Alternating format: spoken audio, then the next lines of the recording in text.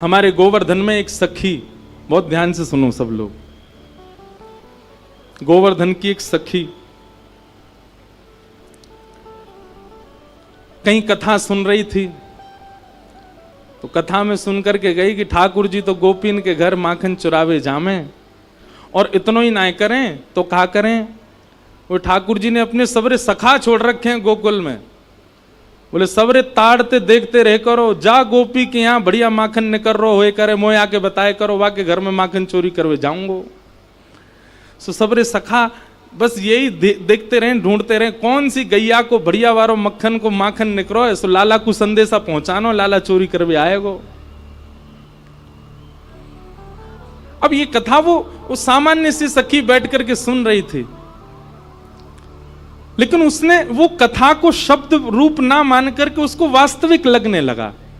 और वास्तविक भाव का ये प्रभाव हुआ कि उसने अपने घर में बढ़िया सोची कि मैं हूं ऐसो मक्खन निकारूं कि ठाकुर जी मेरे घरों चोरी करवे आमे। ब्रजभाषा समझ आ रही है ना। सखी ने कथा सुनी, कथा सुन करके वाके मन में भाव आई, मैं हूं ऐसो मक्खन निकारूंगी ठाकुर जी मेरे घर चोरी करवे आमे। अभी की बात है, इसी कलिकाल में।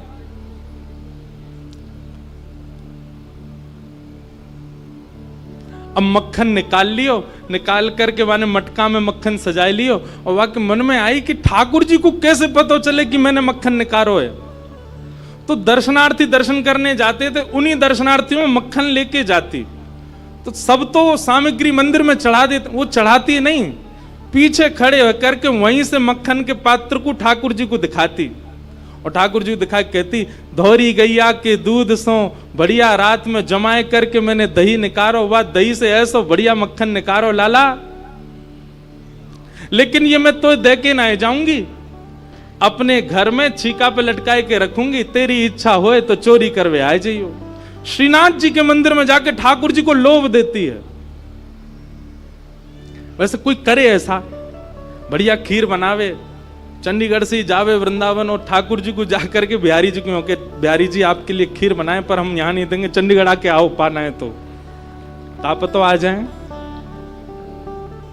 लेकिन भैया एक बात बताएं, सोची समझी सूझबूझ से सेवा नहीं होती। सेवा तो अचानक आपके भाव से हो जाती है, बस सोच समझ करके करने वाला वो प्रेम नहीं होता। प्रेम सोच समझ के थोड़ी किया था, प्रेम तो हो जाता है जिसमें प्रेमी को सोचना पड़ता है कि अब मैं क्या करूं, वो प्रेम नहीं है। तो समझो प्रेम वहां घटा है, बस अपने आप हो जाए, सहज भाव से कुछ कर दिया और वो हो गया, वो प्रेम है।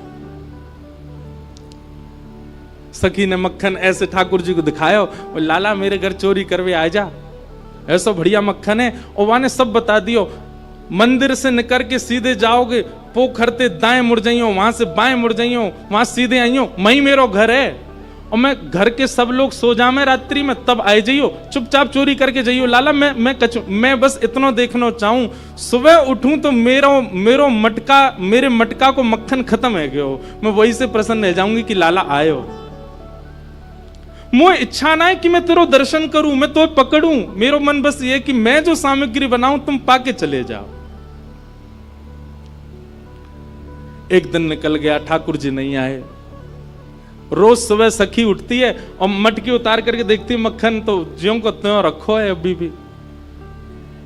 दूसरे दिन फिर नया मक्खन निकल, फिर गई ठाकुर जी को, लाला तू मान ना रहो मेरी बात, मैं तोकू दावे ते कह रही हूं, ऐसा मक्खन तेने पायो नहीं होगा, तो एक बार आ जा। दूसरे दिन भी ठाकुर जी नहीं आए, तीसरे दिन फिर आए गई, फिर से आकर के ठाकुर जी को लोभ दे। अब वो रोज नए नए मक्खन निकाल के लावे और पीछे से ठाकुर जी को दिखावे। तो श्रीनाथ जी मंदिर में खड़े हैं, ऐसे कटाक्ष नीचे नेत्र हैं, सामने कुंभन दास जी बैठकर के कीर्तन सुना रहे थे। ठाकुर जी खड़े खड़े खड़े खड़े, ठाकुर जी के मुख में से लार टपकन लगी, यहां ते लार गिरन लगी, और वह लार को सामने बैठे भाई कुंभन दास जी ने देख लियो। कुंभन दास जी बोले, जय जय जय जय जी, लार कैसे निकल रही है, का है गो, भूख लग रही है का? तो ठाकुर जी तो कुंभन दास जी से बात करते थे। ठाकुर जी, एक कुंभना, एक सखी आवे रोज और पीछे खड़ी खड़ी मही ते मक्खन दिखावे मुझे, और मुझको रोज लोभ दे के जाए, तुम चोरी करवे आ जाओ, तुम चोरी कर। अब मुँह तो यों भय लगे जो कलिकाल है, जो कलयुग है, कलयुग में मैं यदि सचल है गयो तो सब पकड़ लेंगे मुँह को। अब मैं बाकी यहाँ कैसे जाऊं, मेरे खावे को बड़ो मन कर रहा है। कुम्भन दास जी के नेत्र सजल हो गए, बोले जय हो नाथ, आपके रसोई घर भंडार में कोई कमी है? अरे इतनो मक्खन, इतनो दही, इतनो दूध, इतनी गौशाला, इतनी गैयान को दूध रोज आपके मंदिर में आवे, वही सखी कोई क्यों चाहिए? बोले अरे तो तू नहीं समझेगो, वो बड़े प्रेम ते आवे और सब तो चढ़ा जामे यहाँ पे। अब देखो हमने कोई सामग्री मंदिर में चढ़ाई, भोग लगी कि नहीं हमको क्या पता? इतने लोग लाते हैं सामग्री, सबका भोग लगता है, कोई जरूरी थोड़ी। पर वाक्य मन में ये भावना है कि तुम मेरे घर आओ, दर्शन भले ही मत दो, पाके चले जाओ, मुंह को ये लगे कि हाँ तुमने पा लियो। कुम्भन दास जी बोले जय जय, तो बताओ कहा करनो है? चलें चोरी करवे?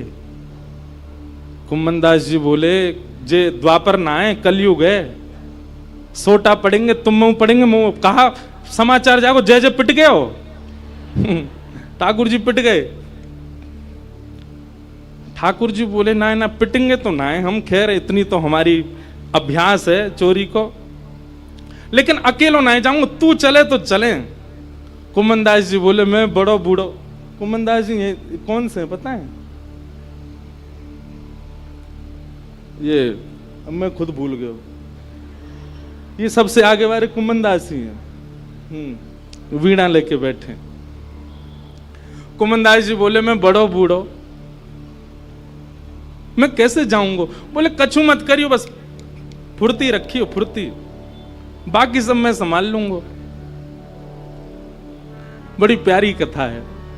इस कलिकाल में रात्रि में ठाकुर जी की शयन आरती हुई, ठाकुर जी शयन को चले गए, सब दर्शनार्थी अपने अपने घर को, मंदिर परिसर के सब लोग अपने घर को चले गए। ठाकुर जी ने कुम्भन दास को इशारा कर दिया, बोले जैसे सब जाएं पीछे खिड़की पे आ जाइयो। सब चले गए। जैसे कपाट बंद हुए, कुम्भन दास जी पीछे खिड़की पे खड़े हैं, प्रतीक्षा कर रहे हैं। इतने में कहा देखो खिड़की में से साक्षात श्रीनाथ जी सचल है करके निकर करके बाहर आ रहे हैं, और आए करके कुम्भन दास जी के कंधा पे अपने दोनों पाम लटकाए लिए बैठ गए, और ऐसे मूड पकड़ लियो सिर। बोले चल कुम्भना। बोले जानो कहां को? बोले तू चल, मैं बता रहा हूं ना, यहां से सीधे चल, आगे पोखर आएगा, माते दाएं मुड़ जाइयो, फिर माते बाएं मुड़ जाइयो, बाएं तो फिर सीधे जाइयो, सीधे तो फिर बाएं मुड़ जाइयो, मही हवा को घर। कुम्भन दास जी बोले पूरी दुनिया आपका पथ जानती है, पर आप अपने प्रिय का पथ जानते हो नाथ। ये सौभाग्य है उस सखी का कि आप उसका पथ जानते हो, आप उसका मार्ग जानते हो। कुम्भन दास जी ने दोनों पाम पकड़ रहे, छोटे से ठाकुर जी कंधा पे बैठे हैं और सब बता रहे हैं यहाँ तो यूं मुड़ जा, यहाँ तो यूं मुड़ जा, सीधा चल।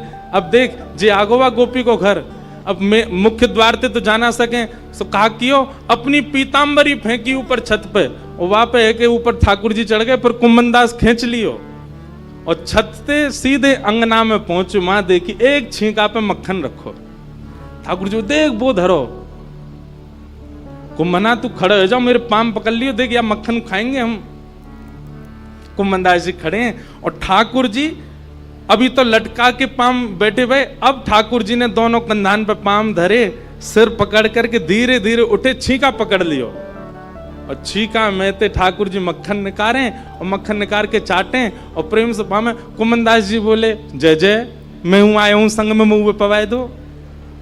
अरे अरे मैं तो भूल ही गया, रुक जा, बड़ो जोर को मक्खन है। निकार करके ठाकुर जी ने पायो, और जितनो जीव में आयो बाकी जो बच गयो, ऐसे नीचे हाथ करके कुम्भन जल्दी मुंह खोल अपनो। अब कुम्भन दास जी मुंह खोले, ठाकुर जी आंख पे लगा में, नाक पे लगा में, और जैसे ही मुख में दियो है, ठाकुर जी के हस्त कमल सो मक्खन मुख में जाते ही कुम्भन दास जी तो मंत्र मुग्ध हो गए। कुम्भन दास जी के हाथ वाथ सब ढीले हो गए। ठाकुर जी बोले कुम्भना में गिर जाऊंगा, संभाल के पकड़। हाँ जय जय पकड़ू। जैसे ही पकड़ करके ऊपर ने देखना चाह रहे कैसे चोरी कर रहे हैं ठाकुर जी, जैसे ही ऊपर दृष्टि करी, ठाकुर जी की धोती ढीली है कि नीचे सरक रही। कुम्भन दास जी बोले जय जय जय जय जय जय, हो है जाएगी, जल्दी आगू पकड़ो। सोई ठाकुर जी ने 4 भुजा धारण करी, 2 भुजा से तो अपनी धोती पकड़ी और 2 भुजा से छींको पकड़ के खड़े हैं। कुम्मन दास जी बोले जय हो चतुर्भुज भगवान।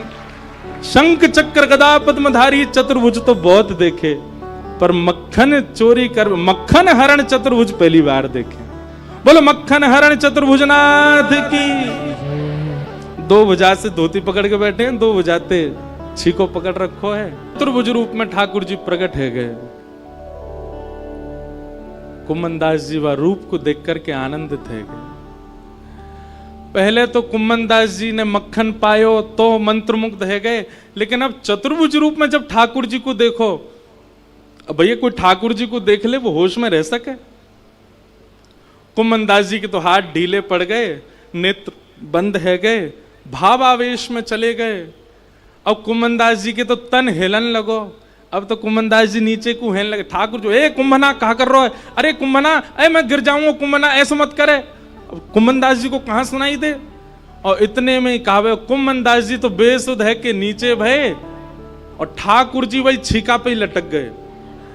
और ठाकुर जी जैसे ही लटके सो छीका पे तो मटकी नीचे गिर गई।